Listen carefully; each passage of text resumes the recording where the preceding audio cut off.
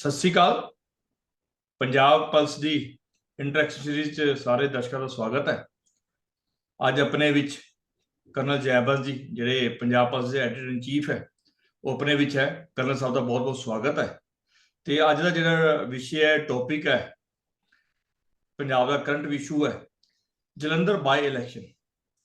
ਜਲੰਧਰ ਬਾਈ election ਜਿਹੜੇ ਹੋ ਰਹੇ ਹੈ, ਆਪਾਂ ਸਾਰਿਆਂ ਨੂੰ ਪਤਾ ਹੈ ਕਿ ਇੱਥੇ ਦੇ ਐਮਪੀ ਸੰਤੋਖ ਚੌਧਰੀ ਜੀ ਦਾ ਦੇਹਾਂਤ ਹੋ ਗਿਆ ਸੀਗਾ। ਰਾਹੁਲ ਜੀ ਦੀ ਯਾਤਰਾ ਨਿਕਲ ਰਹੀ ਸੀਗੀ, ਉਸ ਦੇ ਵਿੱਚ ਉਹਨਾਂ ਦਾ ਦੇਹਾਂਤ ਹੋ ਗਿਆ ਸੀਗਾ। ਉਸ ਨੂੰ ਲੈ ਕੇ ਅੱਜ ਇਹ ਬਾਈ ਇਲੈਕਸ਼ਨ ਹੋ ਰਿਹਾ। ਕਰਨਲ ਸਾਹਿਬ, ਤੁਸੀਂ ਇਸ ਬਾਈ ਇਲੈਕਸ਼ਨ ਨੂੰ 2023 ਦੇ ਵਿੱਚ ਜਿਹੜਾ ਹੋ ਰਿਹਾ 10 ਮਈ ਨੂੰ ਹੋਣਾ ਇਹ ਜਲੰਧਰ ਦੇ ਵਿੱਚ, ਇਹਨੂੰ ਕਿੱਦਾਂ ਦੇਖ ਰਹੇ ਹੋ? ਇਹਦਾ ਪਰਸਪੈਕਟਿਵ ਤੁਹਾਨੂੰ ਕੀ ਨਜ਼ਰ ਆ ਰਿਹਾ ਸਰ? ਜੀ ਸਤਿ ਸ਼੍ਰੀ ਅਕਾਲ ਸਤਿੰਦਰ ਜੀ। ਬਹੁਤ ਖੁਸ਼ੀ ਅੱਜ ਦੁਬਾਰਾ ਫਿਰ ਆਪਾਂ ਪੰਜਾਬ ਪਲਸ ਦੇ ਵਿੱਚ ਪੰਜਾਬ ਦਾ ਇੱਕ ਵੱਡਾ ਮੁੱਦਾ ਲੈ ਕੇ ਇਕੱਠੇ ਸਾਂਝ ਕੀਤੀ ਆਪਾਂ ਦੋਵਾਂ ਨੇ।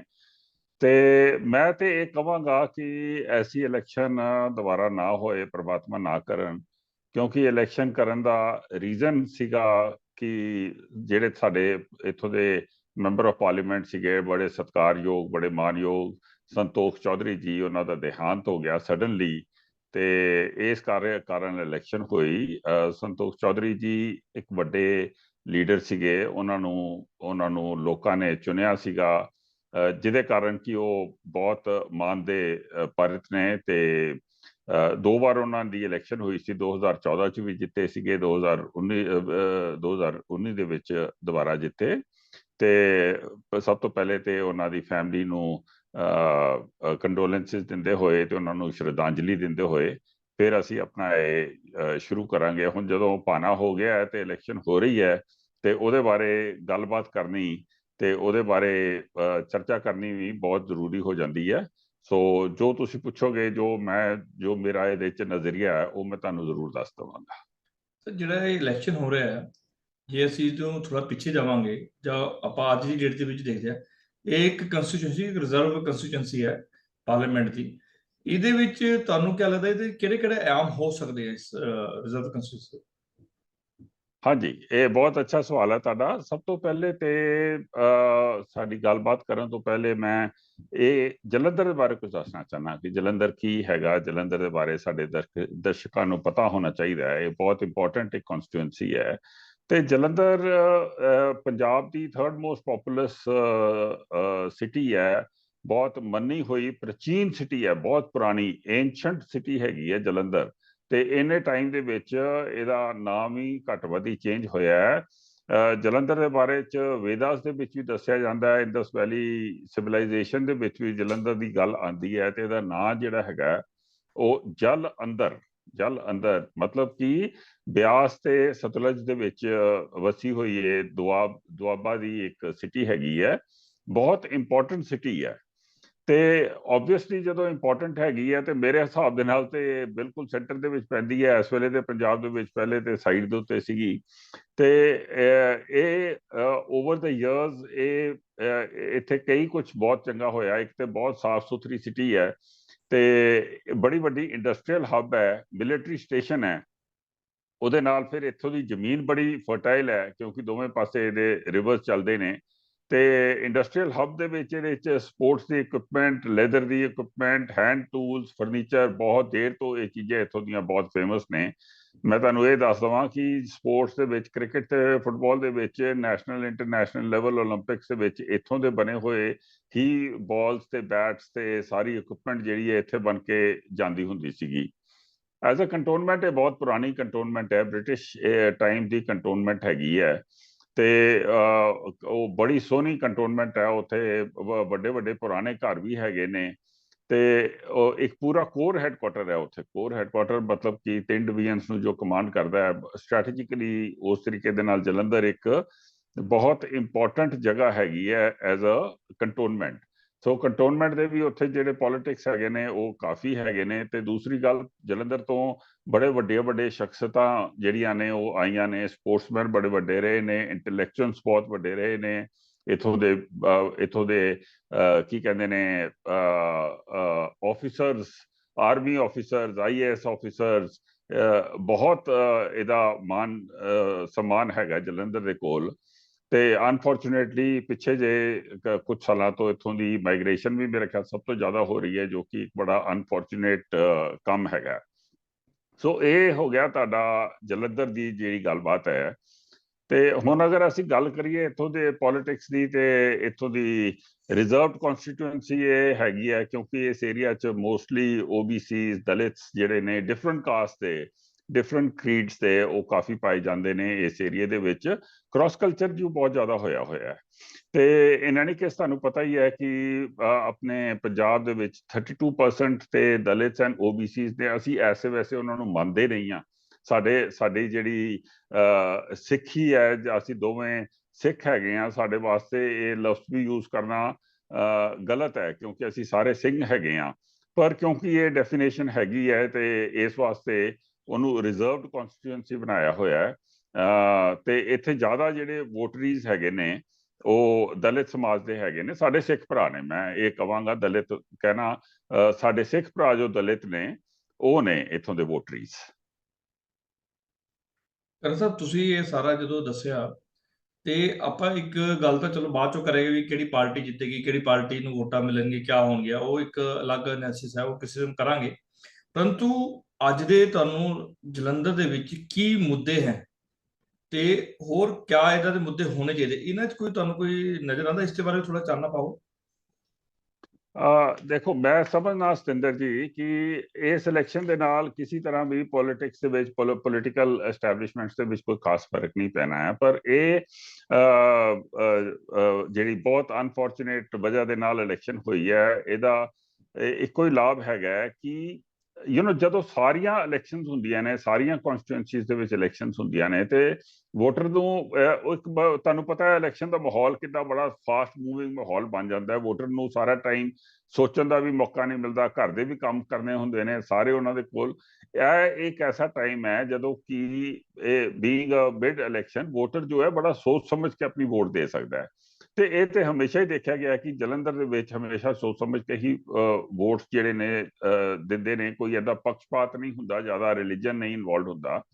ਸੋ ਮੈਂ ਸਮਝਦਾ ਕਿ ਇਹ ਐਸਾ ਟਾਈਮ ਹੈ ਜਦੋਂ ਕਿ ਜਲੰਧਰ ਦੇ ਲੋਕਾਂ ਨੂੰ ਵੋਟ ਪਾਣੀ ਹੈ, ਤੇ ਪੰਜਾਬ ਦੇ ਲੋਕ ਉਹਨੂੰ ਦੇਖ ਰਹੇ ਨੇ, ਤੇ ਅਸੀਂ ਇਹ ਦਿਖਾਈਏ ਕਿ ਸਾਡੇ 'ਚ ਕਿੰਨੀ ਕੁ ਮੈਚੁਰਿਟੀ ਹੈਗੀ ਆ ਆਪਣੇ ਕੈਂਡੀਡੇਟ ਨੂੰ ਚੁਣਨ ਵਾਸਤੇ, ਤੇ ਕੈਂਡੀਡੇਟ ਨੂੰ ਅਸੀਂ ਮੁੱਦਿਆਂ ਦੇ ਹਿਸਾਬ ਦੇ ਨਾਲ ਕਿੱਦਾਂ ਚੁਣ ਸਕਦੇ ਹਾਂ। ਸੋ ਮੁੱਦਿਆਂ ਦੇ ਹਿਸਾਬ ਦੇ ਨਾਲ ਅਗਰ ਕੈਂਡੀਡੇਟ ਨੂੰ ਚੁਣਨਾ ਹੈ, ਤੇ ਫਿਰ ਸਾਨੂੰ ਇਹ ਵੀ ਪਤਾ ਹੋਣਾ ਚਾਹੀਦਾ ਹੈ ਕਿ ਜਲੰਧਰ ਦੇ ਇਸ਼ੂਜ਼ ਕੀ ਨੇ। ਸੋ ਮੈਂ ਬਹੁਤ ਜਲਦੀ ਤੁਹਾਨੂੰ 4-5-6 ਇਸ਼ੂਜ਼ ਦੱਸ ਦਿੰਦਾ ਜੋ ਮੇਰੇ ਦਿਮਾਗ 'ਚ ਆਉਂਦੇ ਨੇ, ਉਦੋਂ ਜ਼ਿਆਦਾ ਵੀ ਹੋਣਗੇ। ਤੋ ਸਭ ਤੋਂ ਪਹਿਲੇ ਹੈਗਾ ਡਿਸਕ੍ਰਿਮੀਨੇਸ਼ਨ ਦਾ ਇਸ਼ੂ। ਅਗਰ ਇਹ ਇੱਕ ਐਸੀ ਕਨਸਟੀਟੂਐਂਸੀ ਹੈ ਜਿਹਦੇ ਵਿੱਚ OBCs ਤੇ ਦੂਸਰੇ ਜ਼ਿਆਦਾ ਹੈਗੇ ਨੇ, ਤੇ ਡਿਸਕ੍ਰਿਮੀਨੇਸ਼ਨ ਜਿਹੜੀ ਪੰਜਾਬ ਦੇ ਵਿੱਚ ਸੀਪ ਇਨ ਕਰ ਗਈ ਹੈ, ਜਿਹਨੂੰ ਕਿ ਮੈਂ ਸਮਝਦਾ ਕਿ SGPC ਨੂੰ ਕੰਟਰੋਲ ਕਰਨਾ ਚਾਹੀਦਾ ਸੀਗਾ, ਇਹ ਮੇਰੇ ਵਾਸਤੇ ਇਹ ਸਭ ਤੋਂ ਵੱਡਾ ਇਸ਼ੂ ਹੈ। ਕਿਉਂਕਿ ਦੇਖੋ, ਮੈਂ ਜਿੱਦਾਂ ਤੁਹਾਨੂੰ ਪਹਿਲੇ ਕਿਹਾ, ਸਾਡੇ ਰਿਲੀਜਨ ਦੇ ਵਿੱਚ ਤੇ ਅਲਾਉਡ ਹੀ ਨਹੀਂ ਹੈ। ਤੇ ਜਦੋਂ ਅਲਾਉਡ ਨਹੀਂ ਹੈ, ਤੇ ਫਿਰ ਦਲਿਤਸ ਵਾਸਤੇ ਸੈਪਰੇਟ ਗੁਰਦੁਆਰੇ ਕਿਉਂ ਬਣ ਰਹੇ ਨੇ? ਉਹਨਾਂ ਨੂੰ ਜਗ੍ਹਾ ਜਗ੍ਹਾ ਉਹਨਾਂ ਨੂੰ ਪਰਸੀਕਿਊਟ ਕਿਉਂ ਕੀਤਾ ਜਾ ਰਿਹਾ ਹੈ? ਜਿਹੜੀ ਰੇਟ ਆਫ ਸੋਇੰਗ ਹੈਗੀ ਆ, ਉਹ ਵੱਡੇ ਫਾਰਮਰਸ ਕਰਦੇ ਨੇ, ਦਲਿਤਸ ਥੋੜੇ ਮਾਰਜਨਲਾਈਜ਼ ਫਾਰਮਰਸ ਨੇ, ਤੇ ਫਾਰਮਸ ਉੱਤੇ ਕੰਮ ਵੀ ਕਰਦੇ ਨੇ, ਫਾਰਮ ਹੈਂਡਸ। ਤੇ ਇਹ ਕਾਹਦੇ ਵਾਸਤੇ ਇਹਨਾਂ ਦੇ ਉੱਤੇ ਪਰਸੀਕਿਊਸ਼ਨ ਹੁੰਦੀ ਹੈ? ਇਹ ਸਾਰੀਆਂ ਚੀਜ਼ਾਂ ਨੇ ਜਿਹੜੀਆਂ ਡਿਸਕ੍ਰਿਮੀਨੇਸ਼ਨ ਦੀਆਂ ਗੱਲਾਂ ਨੇ। ਇਹਦੇ ਬਾਰੇ ਸੋਚਣਾ ਬਹੁਤ ਜ਼ਰੂਰੀ ਹੈ ਕਿ ਕਿਉਂ ਪੋਲੀਟੀਕਲ ਐਡੇ ਸਾਲ ਇਲੈਕਸ਼ਨਸ ਹੋਣ ਦੇ ਬਾਵਜੂਦ, ਐਡੇ ਸਾਲ ਕਦੀ ਕੋਈ ਆਂਦਾ ਹੈ, ਕਦੀ ਕੋਈ ਆਂਦਾ ਹੈ, ਇੰਡੀਵਿਜੂਅਲ ਆਂਦਾ ਹੈ, ਤੇ ਇਹ ਡਿਸਕ੍ਰਿਮੀਨੇਸ਼ਨ ਦੂਰ ਕਿਉਂ ਨਹੀਂ ਹੋ ਸਕੀ? ਇੱਥੋਂ ਦੇ ਸਾਡੇ ਜਿਹੜੇ ਪੋਲੀਟੀਕਲ ਲੀਡਰਸ ਨੇ, ਉਹਨਾਂ ਨੂੰ ਇਸ ਡਿਸਕ੍ਰਿਮੀਨੇਸ਼ਨ ਦੇ ਨਾਲ ਲੜਨ ਵਾਸਤੇ, ਉਹਨਾਂ ਨੂੰ ਇਕੁਐਲਿਟੀ ਲਿਆਉਣ ਵਾਸਤੇ, ਇਨਇਕੁਐਲਿਟੀ ਨੂੰ ਲੈ ਕੇ ਜਾਣ ਵਾਸਤੇ ਉਹਨਾਂ ਨੇ ਕੀਤਾ ਕੀ? ਅਗਰ ਨਹੀਂ ਕੀਤਾ ਤੇ ਕਿਉਂ ਨਹੀਂ ਕੀਤਾ? ਹੁਣ ਇਹਦੇ ਨਾਲ ਹੀ ਨਾਲ ਡਿਸਕ੍ਰਿਮੀਨੇਸ਼ਨ ਦੇ ਨਾਲ ਜਿਹੜਾ ਕਨਵਰਜਨ ਦਾ ਇਸ਼ੂ, ਜੋ ਕਿ ਇਸ ਵੇਲੇ ਬਹੁਤ ਭਖਿਆ ਹੋਇਆ ਹੈ। ਹੁਣ ਸਡਨਲੀ ਸ਼੍ਰੋਮਣੀ ਗੁਰਦੁਆਰਾ ਪ੍ਰਬੰਧਕ ਕਮੇਟੀ ਨੂੰ ਯਾਦ ਆ ਗਿਆ ਕਿ ਕਨਵਰਜਨ ਬਹੁਤ ਜ਼ਿਆਦਾ ਹੋ ਰਹੀ ਹੈ ਇੱਥੋਂ ਦੀ। ਪਹਿਲੇ ਕਿਉਂ ਨਹੀਂ ਸੀ ਯਾਦ ਆਇਆ? ਕਿਉਂ ਉਹਦੇ ਬਾਰੇ ਕੁਝ ਕੀਤਾ ਨਹੀਂ ਹੈ? ਵਾਟ ਆ ਇਹਦੇ ਟੈਕਨੀਕਲ ਡਿਟੇਲਸ ਕੀ ਨੇ? ਮੈਂ ਪਹਿਲੇ ਕਈ ਵਾਰ ਕਈ ਆਪਣੀਆਂ ਦਿੱਤੀਆਂ ਨੇ, ਇੰਟਰਵਿਊਜ਼ ਦਿੱਤੀਆਂ ਨੇ, ਉਹਦੇ ਵਿੱਚ ਮੈਂ ਦੱਸ ਦਿੱਤਾ ਕਿ ਜਿਹੜਾ ਪੈਂਟਾਕੋਸਟਲ ਸਿਸਟਮ ਹੈ, ਇਹ ਸਿਸਟਮ ਟ੍ਰੈਡੀਸ਼ਨਲ ਕ੍ਰਿਸਚੀਅਨਿਟੀ ਵਾਲੇ ਮੰਨਦੇ ਹੀ ਨਹੀਂ। ਉਹ ਇਸ ਤਰੀਕੇ ਦੇ ਨਾਲ, ਜਿਸ ਤਰੀਕੇ ਨਾਲ ਕਨਵਰਜਨ ਹੋ ਰਹੀ ਹੈ ਤੇ ਬੈਪਟਿਜ਼ਮ ਹੋ ਰਹੀ ਹੈ, ਇਹ ਕ੍ਰਿਸਚੀਅਨ ਫੇਥ ਦੇ ਵਿੱਚ ਅਲਾਉਡ ਹੀ ਨਹੀਂ। ਅਗਰ ਅਲਾਉਡ ਨਹੀਂ ਹੈ ਤੇ ਇਹਨੂੰ ਫਿਰ ਕਿਉਂ ਕੀਤਾ ਜਾ ਰਿਹਾ ਹੈ, ਲਾਅ ਐਂਡ ਆਰਡਰ ਕਿੱਥੇ ਹੈ। ਇਹ ਸਾਰੀਆਂ ਗੱਲਾਂ ਜਿਹੜੀਆਂ ਹੁੰਦੀਆਂ ਨੇ ਨਾ ਸਤਿੰਦਰ ਜੀ, ਇਹ ਸਿਵਲ ਸੁਸਾਇਟੀ ਤੇ ਲੀਡਰਸ ਦੇ ਕੰਮ ਹੁੰਦੇ ਨੇ, ਲੀਡਰਸ ਨੂੰ ਇਹ ਕੰਮ ਕਰਨੇ ਹੁੰਦੇ ਨੇ। ਪਰ ਮੈਂ ਦੇਖ ਰਿਹਾ ਕਿ ਜਲੰਧਰ ਦੇ ਵਿੱਚ ਤੇ ਉਹਦੇ ਆਸ-ਪਾਸ ਦੇ ਏਰੀਆਜ਼ ਦੇ ਵਿੱਚ ਇਹ ਗੱਲਾਂ ਜਿਹੜੀਆਂ ਨੇ ਇਹ ਕੀਤੀਆਂ ਨਹੀਂ ਗਈਆਂ। ਤੇ ਹੁਣ ਇਹ ਸੋਚਣਾ ਹੈ ਕਿ ਇਹ ਐਸੇ ਲੀਡਰ ਨੂੰ ਲੈ ਕੇ ਆਉਣ ਜੋ ਕਿ ਸਾਰੀਆਂ ਗੱਲਾਂ ਕਰਨ ਦੀ क्षमता ਰੱਖਦਾ ਹੈ ਤੇ ਇਹ ਜਿਹੜੇ ਮੁੱਦੇ ਨੇ ਇਹਨਾਂ ਨੂੰ ਅੱਗੇ ਲੈ ਜਾਣ ਦੀ ਕੋਸ਼ਿਸ਼ ਕਰਦਾ ਹੈ। ਫਿਰ ਅਪਲਿਫਟਮੈਂਟ ਦੀ ਤੇ ਡਿਵੈਲਪਮੈਂਟ ਦੀ ਗੱਲ ਕਰ ਲਓ। ਰੈਜ਼ੀਡੈਂਸ਼ੀਅਲ ਪਲਾਟਸ ਦੇਣੇ ਸੀਗੇ, ਉਹ ਪਲਾਟ ਕਿਉਂ ਨਹੀਂ ਦਿੱਤੇ ਗਏ ਹਜੇ ਤੱਕ। ਦਲਿਤ ਨੂੰ ਪਲਾਟਸ ਦੇਣੇ ਸੀਗੇ, ਉਹ ਪਲਾਟਸ ਕਿਉਂ ਨਹੀਂ ਦਿੱਤੇ। ਫਿਰ ਇਹ ਦੇਖਣਾ ਹੈ ਕਿ ਉਹ ਪੋਸਟ ਮੈਟ੍ਰਿਕ ਸਕੈਮ ਜਿਹੜਾ ਹੋਇਆ ਸੀਗਾ ਪਿਛਲੀ ਗਵਰਨਮੈਂਟ ਦੇ ਵਿੱਚ, ਉਹ ਸਕੈਮ ਕਿਉਂ ਹੋਇਆ, ਉਹ ਕਿਹੜੀ ਪਾਰਟੀ ਨੇ ਕੀਤਾ, ਕਿਉਂ ਇਹ ਅਲਾਉ ਹੋਇਆ। ਸੋ ਉਹਦੇ ਵਿੱਚ ਹੁਣ ਇਸ ਵੇਲੇ ਕੁਝ ਮੈਂ ਨਾਂ ਨਹੀਂ ਲੈਣਾ ਚਾਹੁੰਦਾ ਅੱਜ ਦੀ ਇੰਟਰਵਿਊ ਦੇ ਵਿੱਚ ਕਿਸੇ ਦਾ, ਕਿਉਂਕਿ ਇਹ ਇਲੈਕਸ਼ਨ ਦਾ ਟਾਈਮ ਹੈਗਾ, ਤੁਹਾਨੂੰ ਪਤਾ ਹੀ ਹੈ ਕਿ ਕਿਹਦੇ ਨਾਂ ਉਹਦੇ ਵਿੱਚ ਹੈਗੇ ਸੀਗੇ। ਹੁਣ ਇਹਦੇ ਨਾਲ ਜਿਹੜਾ ਹੁਣ ਲੇਟੈਸਟ ਗੱਲ ਦੇ ਉੱਤੇ ਆ ਜਾਓ, ਮੇਰੇ ਖਿਆਲ 1 ਜਾਂ 2 ਸਾਲ ਪਹਿਲੇ 2019 ਦੇ ਵਿੱਚ ਜਲੰਧਰ ਨੂੰ ਇੱਕ ਸਮਾਰਟ ਸਿਟੀ ਬਣਾਇਆ ਗਿਆ ਸੀਗਾ। ਇਹ ਸਮਾਰਟ ਸਿਟੀ ਵਾਸਤੇ ਪਹਿਲਾ ਜੋ ਟ੍ਰਾਂਸ਼ੇ ਆਫ ਮਨੀ ਹੈ 360 ਕਰੋੜ ਮੇਰਾ ਖਿਆਲ ਉਹ ਦਿੱਤਾ ਵੀ ਗਿਆ। ਉਹ ਪੈਸਾ ਕਿੱਥੇ ਗਿਆ, ਕਿਉਂ ਨਹੀਂ ਸਮਾਰਟ ਸਿਟੀ ਦਾ ਕੰਮ ਸ਼ੁਰੂ ਹੋਇਆ, ਸਾਡੀ ਸੀਵਰੇਜ ਕਿਉਂ ਠੀਕ ਨਹੀਂ ਹੋਈ, ਸਾਡੀਆਂ ਲਾਈਟਾਂ ਕਿਉਂ ਠੀਕ ਨਹੀਂ ਹੋਈਆਂ, ਸਾਡੇ ਬਿਲਸ ਜਿਹੜੇ ਨੇ ਉਹ ਠੀਕ ਤਰ੍ਹਾਂ ਕਿਉਂ ਨਹੀਂ ਆਣੇ ਸ਼ੁਰੂ ਹੋਏ। ਤੇ ਇਹ ਸਾਰੀਆਂ ਗੱਲਾਂ ਨੇ। ਸਮਾਰਟ ਸਿਟੀ ਦੇਖੋ ਫੇਜ਼ 2 ਦੇ ਵਿੱਚ ਸਾਨੂੰ ਸਮਾਰਟ ਸਿਟੀ ਜਲੰਧਰ ਨੂੰ ਦੇਤਾ ਤੇ ਇੱਕ ਕਦਮ ਵੀ ਉਹਦੇ ਵਾਸਤੇ ਨਹੀਂ ਚੁੱਕਿਆ ਗਿਆ। ਗਵਰਨਮੈਂਟ ਨੇ, ਸੈਂਟਰਲ ਗਵਰਨਮੈਂਟ ਨੇ ਜੋ ਦੇਣਾ ਸੀ ਉਹ ਦੇਤਾ, ਉਹ ਹੋਇਆ ਕਿਉਂ ਨਹੀਂ। ਫਿਰ ਦੂਸਰੀ ਗੱਲ ਆ ਜਾਂਦੀ ਹੈ ਤੁਹਾਡੇ ਪੋਲੀਟੀਸ਼ੀਅਨਸ ਦੇ ਜੋ ਉਹਨਾਂ ਨੇ ਵਾਅਦੇ ਦਿੱਤੇ ਨੇ, ਉਹ ਵਾਅਦੇ ਕਿੱਥੇ ਗਏ। ਇਲੈਕਸ਼ਨ ਦੇ ਪਹਿਲੇ ਜਿਹੜੀ ਇਸ ਵੇਲੇ ਰੂਲਿੰਗ ਪਾਰਟੀ ਹੈ, ਸਤਿਕਾਰਯੋਗ ਹੈ ਆਮ ਆਦਮੀ ਪਾਰਟੀ, ਮੈਂ ਉਹਦੇ ਖਿਲਾਫ ਕੁਝ ਨਹੀਂ ਕਹਿ ਰਿਹਾ, ਪਰ ਮੈਂ ਡਾਟਾ ਤੁਹਾਨੂੰ ਦੱਸ ਰਿਹਾ ਕਿ ਉਹਨਾਂ ਨੇ ਕਿਹਾ ਸੀਗਾ ਕਿ ਇੱਥੇ ਉਹ ਸਪੋਰਟਸ ਯੂਨੀਵਰਸਿਟੀ ਬਣਾਉਣਗੇ। ਉਹ ਸਪੋਰਟਸ ਯੂਨੀਵਰਸਿਟੀ ਪਹਿਲੇ ਜਿਹੜੀ ਪਟਿਆਲੇ ਦੇ ਵਿੱਚ ਹੈਗੀ ਉਹ ਤਾਂ ਚੱਲਦੀ ਰਹੀ ਇਹਨਾਂ ਕੋਲੋਂ, ਕਦੋਂ ਬਣਾਉਣਗੇ ਉਹਦਾ ਕੁਝ ਵੀ ਮਤਲਬ 1 ਸਾਲ 3 ਮਹੀਨੇ ਹੋ ਗਏ। ਕੁਝ ਤੇ ਦੱਸ ਦੇਣ ਕਿ ਕੁਝ ਉਹਨਾਂ ਤੁਸੀਂ ਉਹਨੂੰ ਕੀਤਾ ਹੈ ਕਿ ਨਹੀਂ ਕੀਤਾ। ਹੁਣ ਕਹੀ ਜਾ ਰਹੇ ਨੇ ਕੇਜਰੀਵਾਲ ਜੀ ਕਿ ਅਸੀਂ ਇੱਥੇ ਪੀਜੀਆਈ ਬਣਾ ਦਾਂਗੇ। ਉਹ ਪੀਜੀਆਈ ਤੇ ਇੱਕ ਸੈਂਟਰਲ ਗਵਰਨਮੈਂਟ ਇੰਸਟੀਟਿਊਸ਼ਨ ਹੈ, ਤੁਸੀਂ ਇਹ ਕਹਿ ਦਿਓ ਕਿ ਅਸੀਂ ਕੋਈ ਬੜਾ ਵੱਡਾ ਹਸਪੀਟਲ ਬਣਾ ਦੇਵਾਂਗੇ। ਪੀਜੀਆਈ ਕਹਿਣ ਦਾ ਕੀ ਮਤਲਬ ਹੈ। ਤੇ ਇਹ ਗੱਲਾਂ ਜਿਹੜੀਆਂ ਨੇ, ਅਗਰ ਤੁਸੀਂ ਕੋਈ ਵਾਅਦੇ ਦਿੱਤੇ ਨੇ, ਉਹ ਵਾਅਦੇ ਜਿਹੜੇ ਨੇ ਉਹ ਪੂਰੇ ਹੋਣੇ ਚਾਹੀਦੇ ਨੇ। ਫਿਰ ਇੱਕ ਦਲਿਤ ਡਿਪਟੀ ਸੀਐਮ ਦੀ ਗੱਲ ਹੋਈ ਸੀਗੀ, ਉਹ ਦਲਿਤ ਡਿਪਟੀ ਸੀਐਮ ਕਿੱਥੇ ਗਿਆ। ਮੈਂ ਤੇ ਇਹ ਪੁੱਛਣਾ ਕਿ ਦਲਿਤ ਮਿਨਿਸਟਰ ਦੀ ਕਿੰਨੇ ਹੈਗੇ ਨੇ ਆਮ ਆਦਮੀ ਪਾਰਟੀ ਦੇ ਵਿੱਚ, ਉਹਨਾਂ ਨੂੰ ਕਿਹੜੀ ਅਪਾਇੰਟਮੈਂਟ ਦਿੱਤੀ ਗਈ ਹੈ। ਸੋ ਐਸੀਆਂ ਗੱਲਾਂ ਜਿਹੜੀਆਂ ਨੇ ਨਾ ਸਤਿੰਦਰ ਜੀ, ਇਹ ਨਹੀਂ ਕਰਨੀਆਂ ਚਾਹੀਦੀਆਂ। ਜੋ ਕੀਤੀਆਂ ਨੇ, ਜੋ ਵਾਅਦੇ ਨਹੀਂ ਦਿੱਤੇ ਨੇ, ਇਹਦੇ ਬਾਰੇ ਚ ਉੱਥੋਂ ਦੇ ਵੋਟਰ ਨੂੰ ਸੋਚਣਾ ਚਾਹੀਦਾ ਹੈ ਤੇ ਬੜਾ ਮੈਚੁਰਲੀ ਆਪਣੀ ਵੋਟ ਪਾਣੀ ਚਾਹੀਦੀ ਹੈ ਕਿ ਐਸੇ ਬੰਦੇ ਨੂੰ ਪਾਓ ਜੋ ਕਿ ਇਹ ਸਾਰੀਆਂ ਚੀਜ਼ਾਂ ਠੀਕ ਕਰ ਸਕੇ। ਮੈਂ ਕਿਸੇ ਵੱਲ ਕੋਈ ਇੰਡੀਕੇਸ਼ਨ ਨਹੀਂ ਦੇਣਾ ਚਾਹੁੰਦਾ, ਪਰ ਮੈਂ ਇਹ ਕਹਿਣਾ ਚਾਹੁੰਦਾ ਕਿ ਸਾਰੇ ਮੁੱਦੇ ਪਤਾ ਹੋਣੇ ਚਾਹੀਦੇ ਨੇ ਤੇ ਉਹਦੇ ਅਕੋਰਡਿੰਗਲੀ ਤੁਸੀਂ ਆਪਣੀ ਵੋਟ ਪਾਓ, ਕਿਉਂਕਿ ਐਤਕੀ ਟਾਈਮ ਹੈਗਾ ਸੋਚਣ ਦਾ। ਕਰਨਾ ਸਾਹਿਬ, ਤੁਸੀਂ ਸਾਰੇ ਵਿਸ਼ੇ ਰੱਖੇ, ਡਿਸਕ੍ਰਿਮੀਨੇਸ਼ਨ ਦਾ ਰੱਖਿਆ, ਕਨਵਰਸ਼ਨ ਦਾ ਰੱਖਿਆ, ਕਈ ਸਮਾਰਟ ਸਿਟੀ ਦਾ ਰੱਖਿਆ। ਇਹ ਚੀਜ਼ਾਂ ਆਈਆਂ ਵੀ ਲੋਕਾਂ ਨੂੰ ਕੰਸੀਡਰ ਕਰਨਾ ਚਾਹੀਦਾ, ਸਭ ਕੁਝ ਕਰਨਾ ਚਾਹੀਦਾ। ਇੱਕ ਮੈਨੂੰ ਲੱਗਦਾ ਇੱਕ ਬੜਾ ਇੰਪੋਰਟੈਂਟ ਇਸ਼ੂ ਹੈ ਜਿਹੜਾ ਤੁਸੀਂ ਉਸ ਨੂੰ ਕਿਸ ਨਜ਼ਰ ਨਾਲ ਦੇਖਦੇ ਹੋ, ਜਿਹੜਾ ਕਿ ਸਾਡੀ ਪੰਜਾਬ ਦੇ ਵਿੱਚ ਲੈ ਕੇ ਇੰਟਰਨਲ ਸਿਕਿਉਰਿਟੀ ਦਾ ਹੈ। ਖਾਸ ਕਰ ਜਿਹੜਾ ਲਾਸਟ ਜੇ ਇਸ਼ੂ ਅੰਮ੍ਰਿਤਪਾਲ ਦਾ ਇਸ਼ੂ ਆਇਆ, ਉਸ ਨੂੰ ਦੇਖਦੇ ਹੋ ਜਲੰਧਰ ਦੇ ਲੋਕਾਂ ਦਾ ਕੀ ਰੁਖ ਰਹਿਣਾ ਚਾਹੀਦਾ, ਉਸ ਦੇ ਬਾਰੇ ਵੀ ਥੋੜਾ ਜਿਹਾ ਸਾਨੂੰ ਇਸ ਦੇ ਵਿੱਚ ਚਾਨਣਾ ਪਾਓ ਸਰ। ਦੇਖੋ ਜੋ ਹੋ ਰਿਹਾ ਸਤਿੰਦਰ ਜੀ, ਉਹ ਤਾਂ ਸਭ ਦੇ ਸਾਹਮਣੇ ਹੈਗਾ ਹੈ ਕਿ ਜੋ ਅੰਮ੍ਰਿਤਪਾਲ ਦਾ ਜਿਹੜਾ ਕੇਸ ਹੈ, ਮੈਂ ਪਹਿਲੇ ਵੀ ਕਹਿ ਚੁੱਕਾ ਹਾਂ ਕਿ ਇਹ ਗਵਰਨਮੈਂਟ ਦਾ reaction too less too late ਸੀਗਾ। ਗਵਰਨਮੈਂਟ ਨੇ ਅਗਰ ਕੁਝ ਸਿਕਿਉਰਿਟੀ ਐਕਸਪਰਟਸ ਦੇ ਨਾਲ ਗੱਲਬਾਤ ਕਰ ਲਈ ਹੁੰਦੀ ਹੈ, ਇਹਨਾਂ ਦੇ ਕੋਲ ਆਪਣੇ ਕੋਲ ਫੌਜੀ ਬਹੁਤ ਨੇ। ਮੈਂ ਤੇ ਪਿਛਲੇ ਨਵੰਬਰ ਦੇ ਵਿੱਚ ਹੀ ਲਿਖ ਦਿੱਤਾ ਸੀਗਾ ਕਿ ਮੈਨੂੰ ਕੋਈ ਆਈਐਸਆਈ ਦਾ ਫੁੱਟਪ੍ਰਿੰਟ ਨਜ਼ਰ ਆ ਰਿਹਾ ਹੈ ਇਹਦੇ ਗੱਲਬਾਤ ਦੇ ਵਿੱਚ, ਕਿਉਂਕਿ ਅਸੀਂ ਆਈਐਸਆਈ ਨੂੰ ਸਟੱਡੀ ਕਰਨੇ ਆ, ਸਾਨੂੰ ਉਹਨਾਂ ਦੀ ਮੋਡਸ ਆਪਰੈਂਡੀ ਸਮਝ ਆ ਜਾਂਦੀ ਹੈ ਜਦੋਂ ਉਹ ਅਪਲਾਈ ਕਰਦੇ ਨੇ। ਤੇ ਮੇਰੇ ਹਿਸਾਬ ਨਾਲ ਅੰਮ੍ਰਿਤਪਾਲ ਸਿੰਘ ਨੂੰ ਏਡੀ ਦੂਰ ਤੱਕ ਅੱਗੇ ਜਾਣ ਹੀ ਨਹੀਂ ਸੀ ਦੇਣਾ ਚਾਹੀਦਾ। ਉਹਨੂੰ ਪਹਿਲੇ ਹੀ ਉਹਨੂੰ ਨੱਥ ਪਾ ਲੈਣੀ ਚਾਹੀਦੀ ਸੀਗੀ, ਉਹਨੂੰ ਪਹਿਲੇ ਹੀ ਉਹਦੇ ਉੱਤੇ ਐਕਸ਼ਨ ਲੈ ਲੈਣਾ ਚਾਹੀਦਾ ਸੀ। ਜੋ ਹੋਇਆ it is too less too late and very tardily done. ਹੁਣ ਗੱਲ ਇਹ ਹੈ ਕਿ ਅੱਗਿਓਂ ਦੀ ਅਸੀਂ ਕੀ ਕਰਨਾ ਹੈ। ਅੱਗੇ ਦੇ ਵਾਸਤੇ ਸਾਨੂੰ ਇਹ ਆਪਣੀ ਸਿਕਿਉਰਿਟੀ ਤੇ law and order the situation ਨੂੰ ਬਹੁਤ ਅੱਛੀ ਤਰ੍ਹਾਂ ਨਾਲ ਕੰਟਰੋਲ ਕਰਨਾ ਬਹੁਤ ਜ਼ਰੂਰੀ ਹੈ। ਤੇ ਜਲੰਧਰ ਇੱਕ ਹਬ ਸੈਂਟਰ ਹੈ, ਉੱਥੋਂ ਮਾਈਗ੍ਰੇਸ਼ਨ ਵੀ ਬਹੁਤ ਹੁੰਦੀ ਹੈ। ਡਰੱਗਸ ਦੀ ਪ੍ਰੋਲੀਫਰੇਸ਼ਨ ਜਲੰਧਰ 'ਚ ਬਹੁਤ ਜ਼ਿਆਦਾ ਹੈਗੀ ਹੈ। ਸੋ ਅਗਰ ਤੁਸੀਂ ਜਲੰਧਰ ਦੇ ਵਿੱਚ ਡਰੱਗਸ ਬੰਦ ਕਰ ਦੋਗੇ ਤੇ ਉਹ ਸੈਂਟਰ ਹੋਣ ਦੇ ਕਾਰਨ ਸੈਂਟਰ ਆਫ ਪੰਜਾਬ ਹੋਣ ਦੇ ਕਾਰਨ ਚਾਰੋਂ ਔਰ ਉਹਦਾ ਰਿਪਲ ਇਫੈਕਟ ਹੋਏਗਾ, ਸਪਿਲ ਓਵਰ ਇਫੈਕਟ ਹੋਏਗਾ।